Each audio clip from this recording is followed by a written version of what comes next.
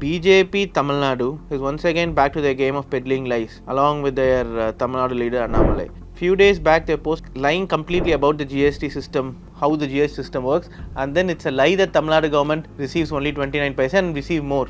But the fact is we actually receive less than 29 paise. Point by point, let me refute the claims. Point 1, they've spoken about SGST and IGST contribution as if that's the only tax contribution, and then they say state government retains 100% of SGST and then they get 50% of IGST and 41% is devolved. Let me tell you how this is a lie, right? Firstly and foremost, GST contribution comes under indirect taxes. GST and other taxes such as customs, etc. comes under indirect taxes. So indirect taxes contribute only to about 40% for the state of Tamil Nadu and direct taxes 60%, major chunk.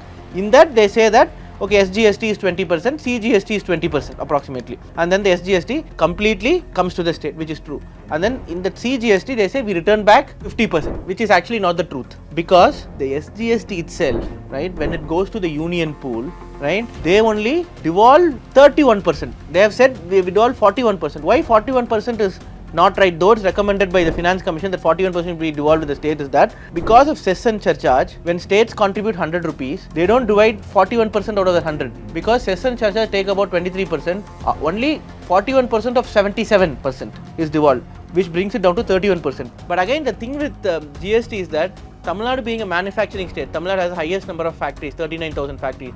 So Tamil Nadu manufactures about 20% of output for India, including IT and everything. It's about 15% to 20% what is produced here. But the consumption is only 5 to 10%. So the remaining is sold in rest of India. So the GST is designed in such a manner that it can be only taxed at the point of sale. So what does it imply? So if let's say Hyundai is making cars here, and the Hyundai cars are sold across India, and the cars are taxed between 18 to 27%. If Hyundai car is sold in UP, that 27% revenue will go to the UP state, or if it's sold in Bihar to Bihar, if it's sold in Maharashtra to Maharashtra. So that we do not get. Similarly, Tamil Nadu being a textile hub, the clothing that are manufactured here, which are taxed again from 5%, 12%, 18%, that is also only taxed at the point of sale. So we lose most of this revenue, right? So only 10% of what we produce used in Tamil Nadu, remaining 90% goes to the rest of India. That 90% revenue we don't get. Again, states like Tamil Nadu do not get equal share, because states like UP and Bihar get more money. So what eventually happens is that we get about 29 paise back. So if at all we get 29 paise, plus as they claim 50 paise, that makes about 79 paise, which is about 39.5 paise. But because we do not actually know exact GST revenue, that even the union government cleverly does not divulge, the money we get from GST reduces to less than 20 paise for every 1 rupee we contribute. The first point is debunked.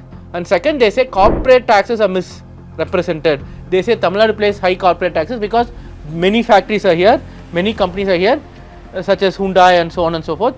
So they sell across India, so we get to share, Tamil Nadu gets a major chunk for the products that sold rest of India. Here is the biggest myth and lie, because I'll tell you, corporate taxes are only 22% of the profit. For corporate companies such as Hyundai, the profit range is between 5% to 10%, which means out of that 100 rupees of sales they have, 5 rupees to 10 rupees will be their profit. So which means if they pay 22% in taxes, so out of 100 rupees the taxation is going to be how much? Going to be 2.2 rupees to 1.1 rupee out of that 100. But what happened to the GST loss? So if they sell cars for 100 rupees, right? Example, hypothetically, I'm simplifying the numbers. Then what happens is that 90 cars worth 90 rupees are sold in states outside of Tamil Nadu, other states. So if you put 80, some cars are 27% of that approximately translates to about 21 rupees. So these 21 rupees goes into the books of other states, not Tamil Nadu. So we get in corporate taxes rightly 2.2. But what are we losing? 20 approximately out of the 100, 20 rupees of GST revenue, because GST is taxed at the point of sales. So the second is also a myth, because we are losing out 10 times more.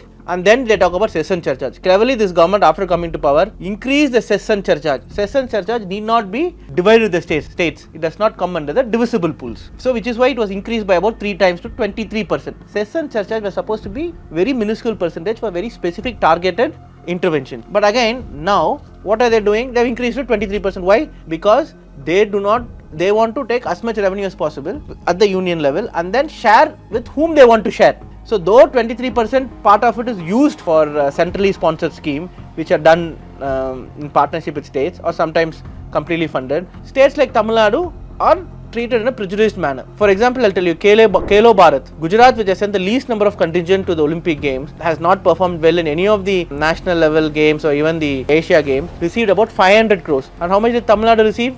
Approximately 10 to 20 crores, 50 to 25 times lesser. Similarly, if you look at Metro, Tamil Nadu receives the lowest support, and for phase 2 metro we are not receiving any money from the union government. It's only the World Bank loan for which guarantee is given. It's a normal procedure.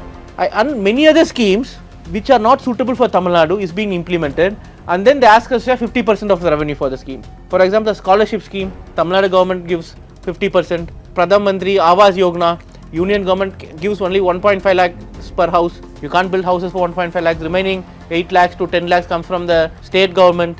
And again, there are many other schemes designed in a manner which are not suitable for a developed state like Tamil Nadu, because states of India are profoundly diverse. Right? For example, per capita GDP in Bihar is 5 times less than in Tamil Nadu. GER of Tamil Nadu is 55% now, and of Bihar is 20%. How can you have same scheme in education? Similarly, I'll tell you, Sabya Shiksha Abhiyan, Tamil Nadu has not been given 3,000 crores that is supposed to be given to us because we do not want to follow the new education policy. We do not want to accept the imposition of Hindi. They're not giving that money, so we are not getting that money from centrally sponsored scheme also. The BJP Tamil Nadu Expo says that we are spending for universities, central government universities like IIT and IIM, but there are only 2 such universities, or 3 or 4 universities here. But even there is prejudice. For example, AIMS Madurai extremely delayed simply because union government has opted for getting a loan from JICA. But for AIMS that was built in Assam, BJP rule state, it was 100% union government funded. And again, the number of union government universities or similar such capital investment made are all majorly in BJP rule state. And Tamil Nadu is again at the receiving end. So this is also debunked. Thank you.